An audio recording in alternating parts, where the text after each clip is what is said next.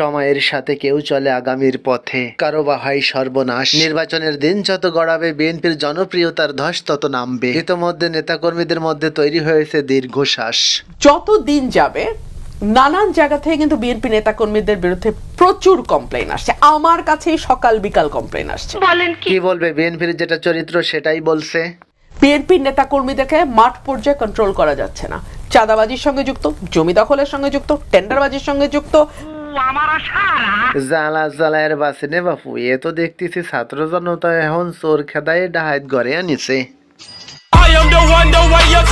রুমিন আপা, আপনার এলাকায় বিএনপির কি খবর একটু খুলে বলেন তো। একটু বেশি করে খুলবেন যেন আমি দেখতে পারি। কি বলছিস তুই? মিশা ভাই ও নিবংশের আওলাদ আসলে বিষয়টি বুঝতে পারিনি। যাই হোক রুমিন আপা বলেন আপনি। আমার এলাকাতে পদধারী নেতারা কেউ মাটি ভরাট করে নদীর উপরে, জমি দখল করে, আরেক উপজেলায় পদধারী নেতারা মামলা বাণিজ্য করে। ক্ষমতায় আসার আগেই বেরিয়ে গেছে বিএনপির আসল চরিত্র। আসলে এরা সবাই স্বার্থবাদী। এদের রাজনৈতিক মনুষ্যত্ব বাথরুমের ঘুয়ের মতো পবিত্র। তো কন্ট্রোল করা তো যাচ্ছে না। কেন্দ্রে খবর পাঠানো হয়েছে, কেন্দ্র কোনো অ্যাকশন নেয় নাই। তার মানে আপনারা যদি ভুলক্রমে আবারও ক্ষমতায় চলে আসেন, আওয়ামী লীগের মতোই আপনারা ঠিক হরি লুট করবেন। আর না করেই বা কেমনে থাকবেন? 17 বছরের ক্ষুধার্ত কুকুর খাবার দেখলে কি না খেয়ে পারে?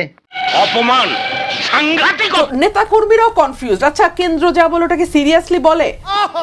আসলেই কি আমাদের চাঁদাবাজি, টেন্ডারবাজি, মাটি ভরার, জমি দখল এগুলো থেকে কেন্দ্র আসলেই চায় আমরা অফ থাকি? তবে রুমিন আপাকে আমি ধন্যবাদ জানাই অকপটে এভাবে সত্যকে স্বীকার করে নেওয়ার জন্য। সবার জ্ঞাতার্থে জানিয়ে রাখছে এই বিএনপিকে কিন্তু 2006 সালে ঝাঁটাপিটা করে বিতাড়িত করা হয়েছিল বাংলা থেকে, মানে বাংলাদেশের ক্ষমতা থেকে। কারণ তারা লুটপাট, দুর্নীতি, ত্রাস ও সন্ত্রাসের একটি রাজত্ব কায়েম করেছিল।